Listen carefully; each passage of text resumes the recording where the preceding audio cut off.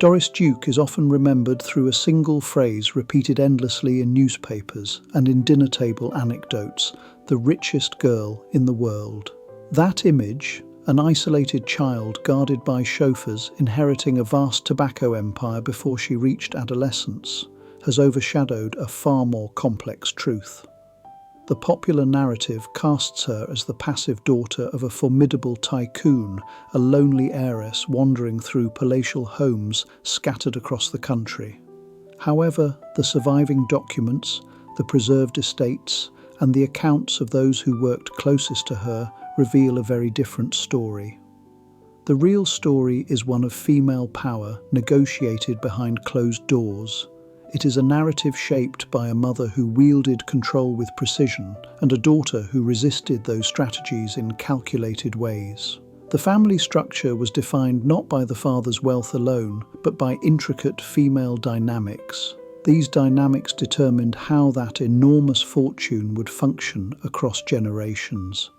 Doris grew up in the shadow of her father's famous warnings, but it was her mother's decisions that shaped her emotional world. The relationship between them, often strained, deeply strategic and punctuated by lawsuits, reveals much about the mechanics of old money dynasties.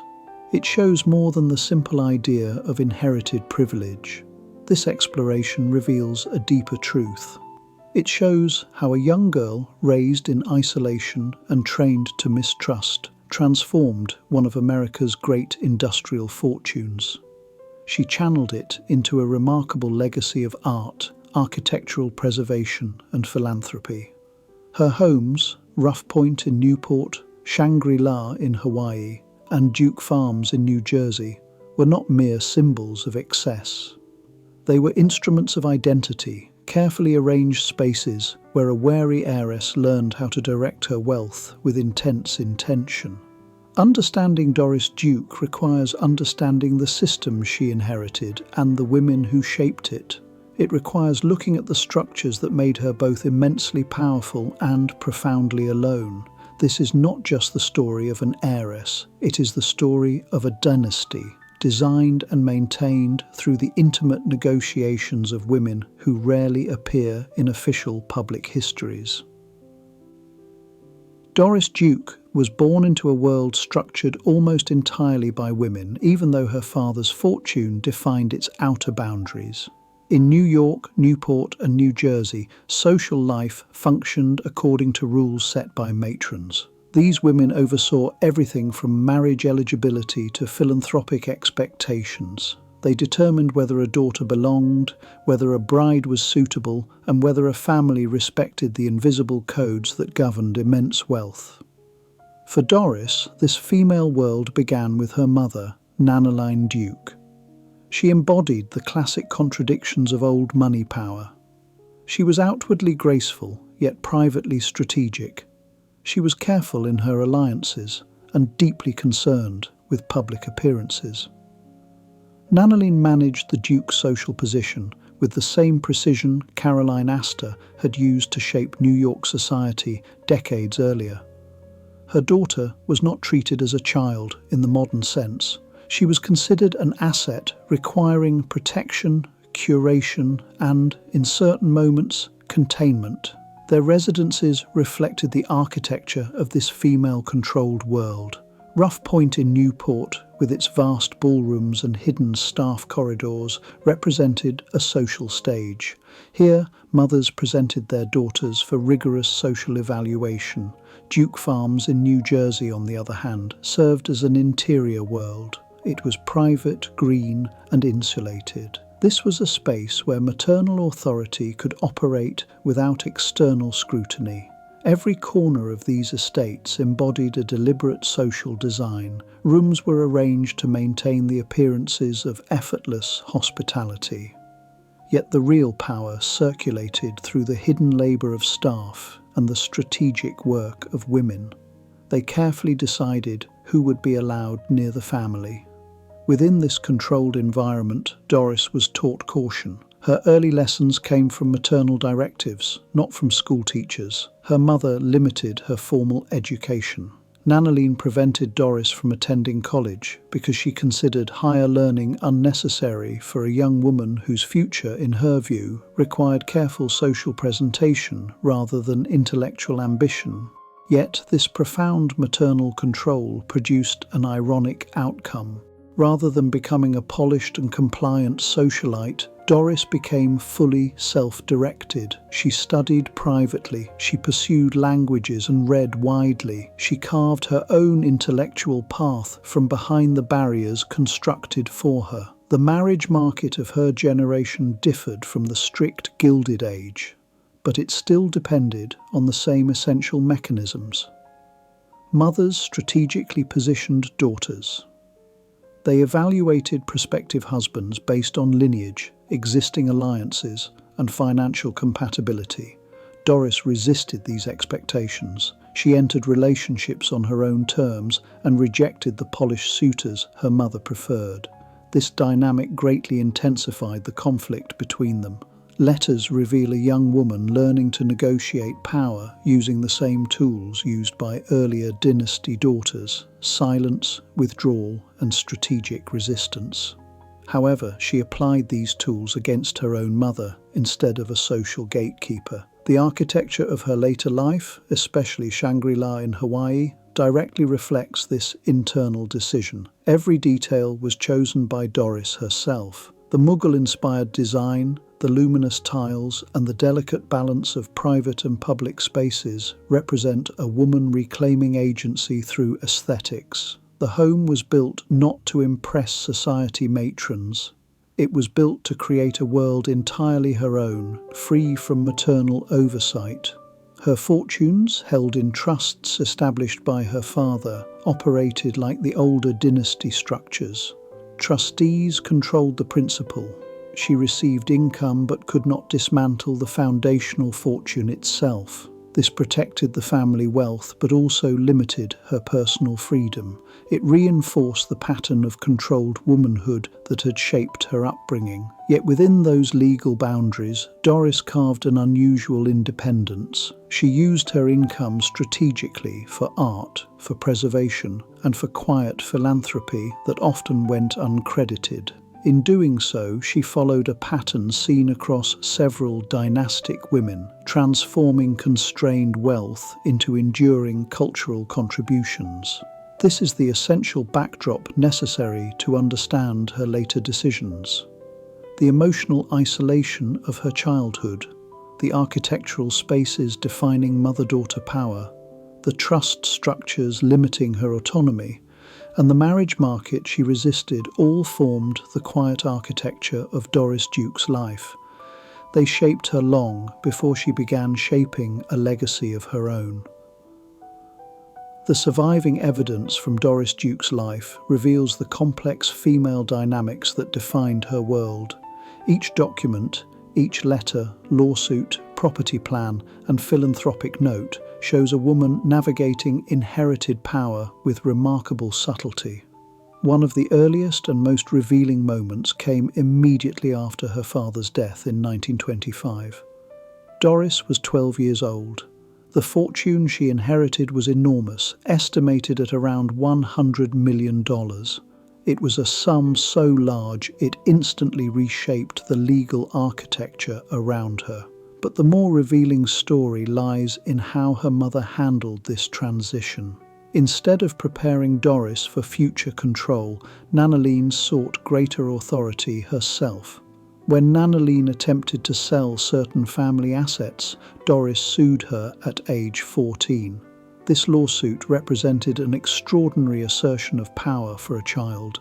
It demonstrated a daughter learning to defend her position not through emotional confrontation, but through the very legal mechanisms used by old money families: formal objections, trustees, and legal action. In this moment, she was already functioning as a dynastic woman, shaped but not controlled by her mother's strategies. Other evidence comes from the way Doris handled her education. Though her mother denied her a formal college education, the young heiress responded through intense self-direction. She hired tutors, she studied multiple languages, She read widely on architecture, art history, and global cultures. In correspondence with her staff and advisors, she requested specific books and research materials. These letters mirror patterns found in earlier dynasty daughters whose mothers restricted their formal education. Like them, Doris built a private intellectual life, marked by reading lists hidden away and languages learned from governesses instead of universities. Sister dynamics were absent in Doris's life because she was an only child. But the absence itself created a different hierarchy. Instead of competing with a sibling for maternal approval, she became the sole focus of maternal control. Psychological accounts from those who worked in the household describe a pattern common in single heiress families: heightened scrutiny, amplified expectations, and intense monitoring of all social interactions. Household staff noted that Doris was often shielded from peers. She was transported in a Rolls-Royce and surrounded by strict germ avoidance measures. These precautions severely limited her exposure to other young women, effectively preventing the alliances and competitions that shaped many Gilded Age sibling groups. In Doris's case, isolation replaced rivalry. The diaries of household staff also reveal profound mother-daughter complexities. One entry describes Nanaline insisting Doris wear gloves at all times during childhood visits, not for fashion, but for hygiene. Another recounts Doris being forbidden from playing outdoors with other children. These small details illustrate a pattern where emotional connection was replaced by managerial oversight. The daughter responded not with open rebellion, but with guarded withdrawal, a strategy seen in several dynastic daughters subjected to rigid maternal expectations. Her philanthropic activities provide another set of crucial evidence. Many of her contributions were made secretly, often under pseudonyms. This mirrors the pattern of forgotten women whose profound work remained invisible because they themselves chose discretion. Doris funded historic preservation projects, environmental conservation efforts, and cultural institutions, yet her name rarely appeared publicly alongside them. This echoes the behaviour of several prominent women in old money families. They shaped cultural landscapes while allowing husbands or male trustees to receive the public credit. For Doris, the anonymity was intentional. It was a method of exercising influence without exposure. Marriage records also reveal the mechanics she navigated. Doris married twice, each time choosing men outside the conventional marriage market expectations of her class. Her decisions mirrored earlier dynastic daughters who resisted maternal strategies. The marriages were not arranged through the social networks of mothers. Instead, Doris selected partners based on personal attraction and emotional curiosity. But the legal consequences reflected the old systems. One divorce settlement included clauses closely resembling the marriage contracts of earlier generations. Financial transfers, property arrangements, and trustees monitoring certain assets. Even in defiance, she remained inside the dynastic structure.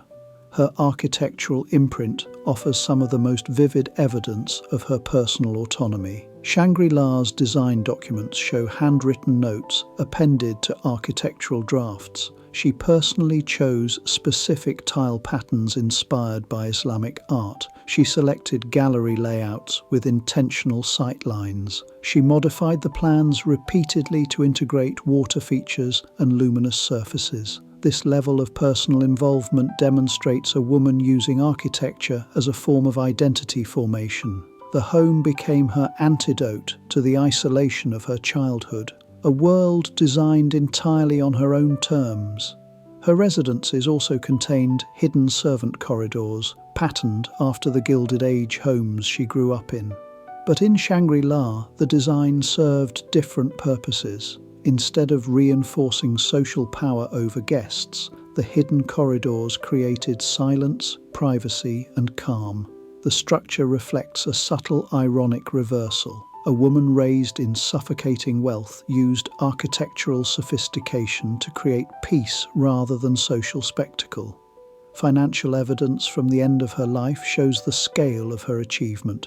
Her wealth was valued at roughly $5.3 billion, including properties, art collections, and investments. The most revealing detail lies in the distribution. She left the bulk to the Doris Duke Charitable Foundation. This institution was designed to preserve art, architecture, and environmental projects.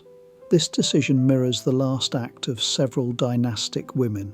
Isolated within their families, they shifted their focus outward, choosing cultural contribution over familial consolidation. Throughout the evidence, one pattern remains constant. Doris Duke was shaped by female dynamics, maternal control, strategic negotiation, and the absence of siblings. She responded with methods characteristic of resilient dynastic women: private education, controlled alliances, legal resistance, architectural expression, and philanthropic independence. These elements form the deeper story behind her public image. When viewed alongside other dynasties, the dynamic between Doris and her mother reveals recognizable patterns of female social control. Across old money families, women coordinated social boundaries through structured rituals. In Doris Duke's world, her mother belonged to a similar, though perhaps less formal, circle. These women monitored marriage eligibility, inheritance strategies, and family reputation. They exerted influence through the social seasons, charity boards, and private recommendations. Doris grew up under this system, yet consistently resisted its core expectations. Her mother sought to integrate her into this powerful female network. Doris repeatedly stepped outside it. This pattern, maternal coordination versus daughter defiance, appears in multiple dynasties across the decades. Mothers exercised power collectively. Daughters with immense personal wealth often struggled to fit into the shared structure.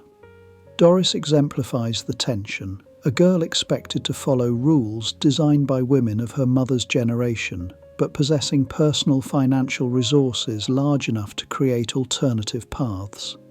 The world of American heiresses relied on a highly structured marriage marketplace. Mothers prepared their daughters for debut seasons through language lessons, dance classes, and tailored wardrobes.